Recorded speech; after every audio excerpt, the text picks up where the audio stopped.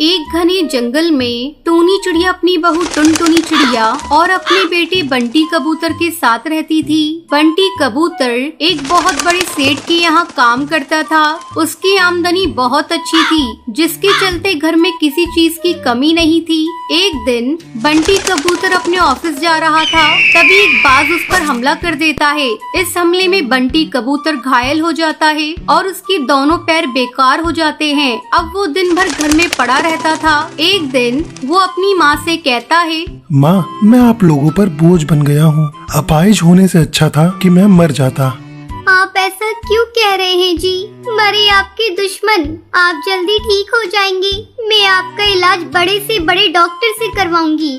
लेकिन टुनटुनी, मेरा इलाज करवाने के लिए तुम इतने सारे पैसे कहाँ से लाओगी? आप पैसों की चिंता मत करिए जी, मैं कैसे भी करके पैसे जुटा लूंगी। चलिए दवा खाकर आप आराम कीजिए। दवा खाकर बंटी कबूतर आराम करने लगता है। इस तरह कुछ दिन गुजर जाते हैं, लेकिन बंटी कबूतर की हालत में कोई सुधार नहीं होता। तब एक दिन टुनटुनी अपनी सास से कहती है, माँ जी, ऐसा कब तक चलेगा? मुझसे बंटी की हालत देखी नहीं जाती। हमें किसी अच्छे डॉक्टर से बंटी का इलाज करवाना चाहिए। बात तो तू सही कह रही है बहू, लेकिन हमारे पास इतने पैसे कहाँ हैं? अब तो घर में राशन भी खत्म हो चला है। मैंने जो थोड़े पैसे बचा कर रखे थे, अब तो वो भी खत्म हो गए। समझ में नहीं आ रहा घर का खर्च कैसे चलेगा।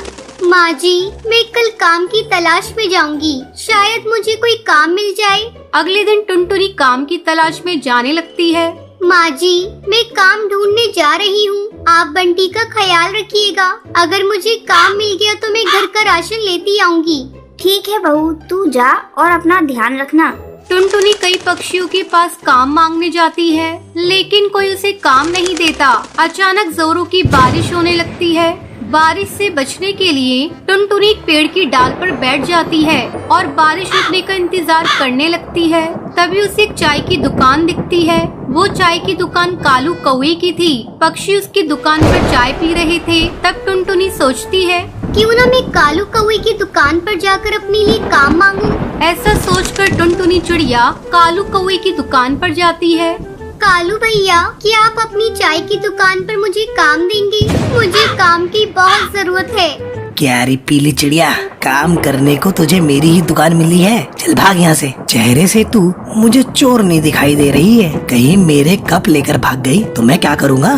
शाम तक टुनटुनी को कोई काम नहीं मिलता। थक हार कर टुनटुनी अपने घर लौट आती है। घर पर टूनी चिड़िया उसकी राह देख रही थी। वो टुनटुनी के आते ही उससे पूछती है, क्या हुआ बहू, तुझे कोई काम मिला या नहीं? बंटी की दवा खत्म हो गई है। मैं सोच रही थी तू पैसे लेकर आएगी तो मैं उसकी दवा ले आऊंगी। अपनी सास की बातें सुनकर टुनटुनी रोने लगती है।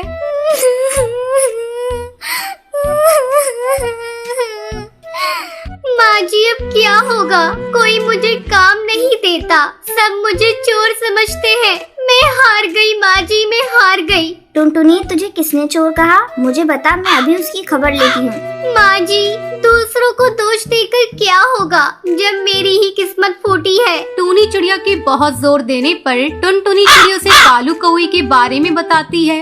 टुनटुनी बहू, जब कुछ गलत होता है तो कुछ अच्छा भी होता है। मेरे दिमाग में एक आइडिया आया है, क्यों ना तू भी एक चाय की दुकान खोल ले। तेरे हाथ की बनी हुई चाय बहुत ही स्वादिष्ट होती है। अरे वाह माँ जी, आपने तो बहुत अच्छा आइडिया दिया है। ये आइडिया मेरे दिमाग में क्यों नहीं आया? मैं कल से अपनी चाय की दुकान खोल देती हूँ। इसमें लागत भी बहुत कम आएगी और मुनाफा अच्छा खासा हो जाएगा। फिर हम लोग बंटी का अच्छे से अच्छा इलाज करवा सकते हैं। अगले ही दिन टुनटुनी चिड़िया अपने घर के सामने चाय की दुकान खोल देती है। धीरे धीरे उसकी दुकान पर पक्षी चाय पीने के लिए आने लगते हैं और उसे अच्छी आमदनी होने लगती है। कुछ दिनों बाद बंटी का भी इलाज हो जाता है और फिर से वो चलने फिरने लगता है। फिर सभी खुशी खुशी रहने लगते हैं। सुंदरवन जंगल में टूनी चिड़िया अपने पति टुन्नू चिड़ा के साथ रहा करती थी। उसकी एक प्यारी सी बेटी थी जिसका नाम टुनटुनी था। टुनटुनी पढ़ लिख कर अपने माँ बाप का नाम रोशन करना चाहती थी। एक दिन टुन्नू अपनी पत्नी टूनी से कहता है, टूनी, हमारी बेटिया टुनटुनी पढ़ाई में बहुत ही होशियार है। देखना एक दिन ये हम लोगों का नाम रोशन करेगी।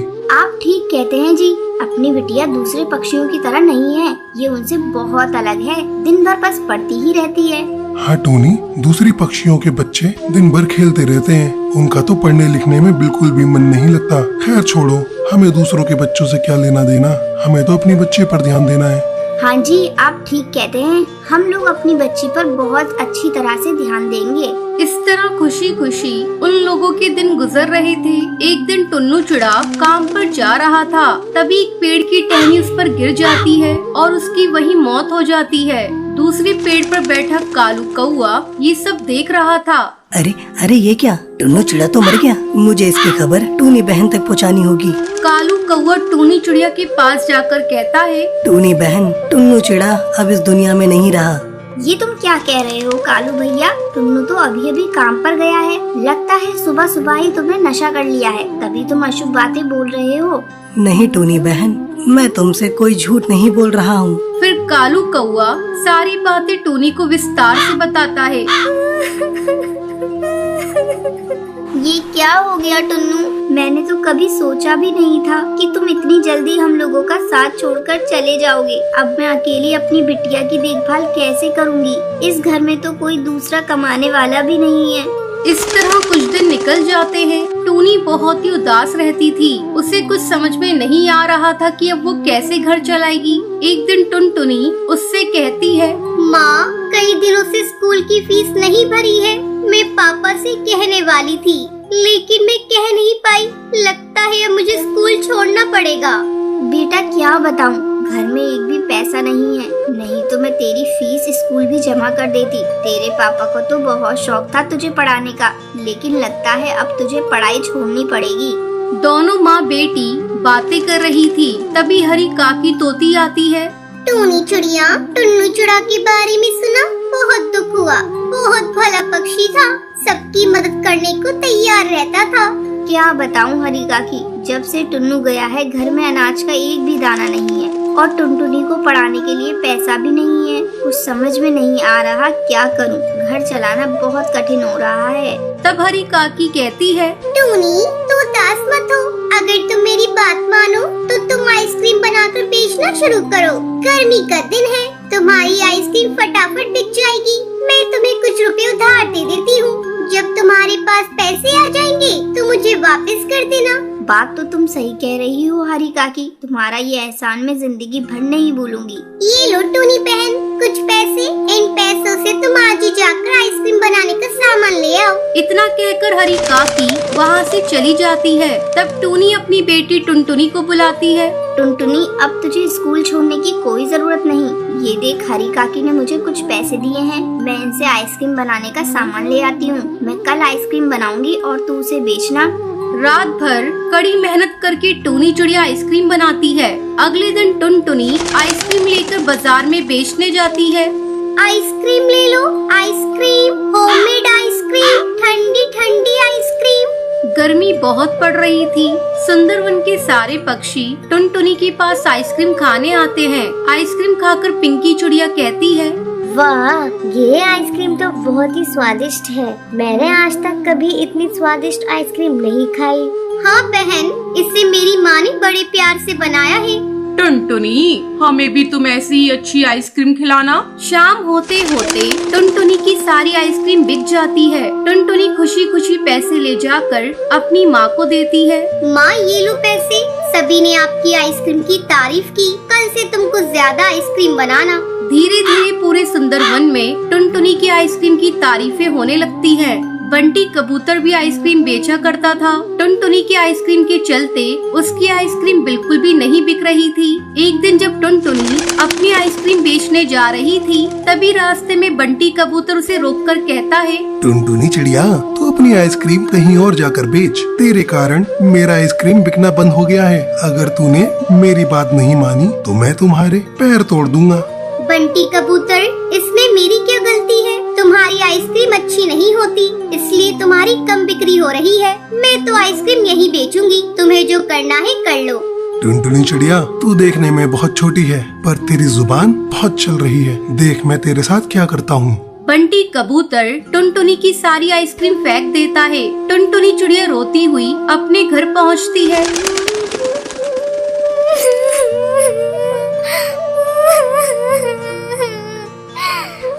क्या हुआ टुनटुनी बेटा, तू क्यों रो रही है? माँ, बंटी कबूतर ने मुझे मारा और सारी आइसक्रीम को भी फेंक दिया। वो मुझे आइसक्रीम बेचने से भी मना कर रहा है माँ। अब हम लोग क्या करेंगे? बेटा तुझे चिंता करने की कोई जरूरत नहीं। हम लोगों की आइसक्रीम सभी लोग पसंद करते हैं। ऐसा कर, तू सभी के घर घर जाकर आइसक्रीम बेचना शुरू कर दे। ठीक है माँ, तुम फिर से आइसक्रीम बनाओ। मैं अभी सबके घरों तक आइसक्रीम पहुँचा कर आती हूँ। अब टुनटुनी जंगल के सभी पक्षियों को आइसक्रीम की होम डिलीवरी देने लगती है। आइसक्रीम बेचने के साथ साथ टुनटुनी अपनी पढ़ाई भी जारी रखती है। अब टुनटुनी को पैसों की कोई कमी नहीं थी। वो खुशी खुशी अपनी माँ के साथ अपनी जिंदगी बिताने लगती है। ये कहानी है सीतापुर गांव के एक छोटे से जंगल में रहने वाली टुनटुनी चिड़िया की, जो अपनी माँ के साथ उसी जंगल में एक आम के पेड़ पर रहती थी। टुनटुनी चंचल थी, लेकिन वो चीजों को जल्दी समझ नहीं पाती थी। टुनटुनी की माँ गरीब थी और वो बहुत मुश्किल से अपना और टुनटुनी का खर्चा उठाती थी। टुनटुनी की माँ मेहंदी बेचने का काम करती थी। टुनटुनी की माँ का नाम टूनी था। एक दिन जब टुनटुनी अपनी सहेलियों के साथ खेल रही थी, तब एक सहेली पिंकी चिड़िया ने टुनटुनी से कहा, सुन टुनटुनी, हम सब मेहंदी सीखने जाएंगे, तू भी चल हमारे साथ। नहीं, मैं नहीं जा सकती। क्यों नहीं जा सकती तू?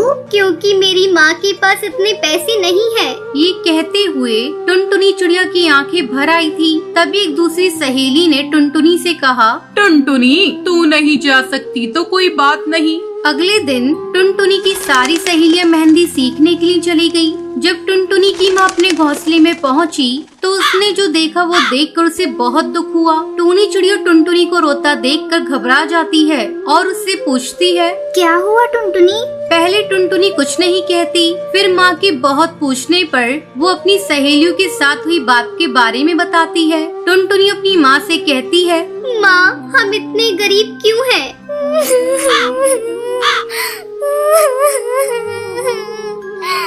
ये कहते कहते टुनटुनी और फूट फूट कर रोने लगती है। ये देख उसकी माँ भी खुद को रोक नहीं पाती और टुनटुनी को अपने सीने से लगाकर रोने लगती है। ये सब एक दूर बैठा हरी तोता देख रहा था। हरी तोता टूनी चिड़िया के पास गया। हरी तोते ने टूनी चिड़िया से पूछा, क्या हुआ टूनी बहन? टुनटुनी मेहंदी लगाना सीखना चाहती है, पर मेरे पास इतने पैसे नहीं है कि मैं इसे मेहंदी सीखने भेज सकूं। ये सब कहते हुए टूनी चिड़िया की आंखों से आंसू बहने लगे। हरी तोता ने टूनी चिड़िया से कहा, रो मत बहन, तुम्हारी टुनटुनी को मेहंदी लगाना मैं सिखा दूंगा और तुम्हें पैसे भी नहीं देने पड़ेंगे। सच तोता भैया, आप सिखाओगे? हरी तोते ने हाँ में सर हिलाकर जवाब दिया। टूनी चिड़िया ने टुनटुनी चिड़िया से कहा, सुन टुनटुनी, तू मेहंदी लगाना सीखना चाहती थी ना? हाँ माँ, कल से तुझे तोता भैया मेहंदी सिखाएंगे। ये बात सुनकर टुनटुनी की आंखें खुशी से चमक उठती है। अगले दिन से हरी तोता ने टुनटुनी को मेहंदी लगाना सिखाना शुरू कर दिया। हरी तोता ने टुनटुनी को कठिन मेहंदी डिजाइन को भी आसानी से बनाना सिखा दिया। कुछ दिन बाद टुनटुनी मेहंदी लगाने की कला में निपुण हो गई थी। उधर टुनटुनी की सहेलियां भी मेहंदी सीख चुकी थी। सबको इस बात पर बहुत गर्व हो रहा था, परंतु टुनटुनी की एक सहेली जिसका नाम सुंदरी कौवी था, वो ये कहती है कि मैं तुम सबसे ज्यादा अच्छी मेहंदी लगाती हूँ। ये बात कहकर वो वहाँ से चली जाती है। सुंदरी कौवी अपनी कला पर घमंड करने लगी थी। इधर टुनटुनी ने जंगल की दूसरी चिड़ियाओं को मेहंदी लगाना शुरू कर दिया था और पक्षियों को उसकी लगाई मेहंदी बहुत पसंद भी आती थी। टुनटुनी चिड़िया मेहंदी लगाने के लिए धीरे धीरे प्रसिद्ध होने लगी और अब उसे मेहंदी लगाने के पैसे मिलने लगे थे, जिससे उनकी गरीबी काफी हद तक दूर हो गई थी। टुनटुनी और उसकी माँ इस बात को लेकर बहुत खुश थे। जब इस बात का पता टुनटुनी की सहेलियों को चला तो उससे मिलने के लिए गई। टुनटुनी अपनी सहेलियों से मिलकर बहुत खुश हुई, परंतु सुंदरी कौवी को टुनटुनी की इतनी तारीफ पसंद नहीं आई। सुंदरी कौवी चिड़ियाओं के सरदार कड़कनाथ सेठ की बेटी थी। सुंदरी कौवी ने सरदार से कहा, पिताजी, क्यों न इस बार जंगल में मेहंदी प्रतियोगिता रखी जाए। इससे ये पता चल जाएगा कि इस जंगल में सबसे अच्छी मेहंदी कौन लगाता है।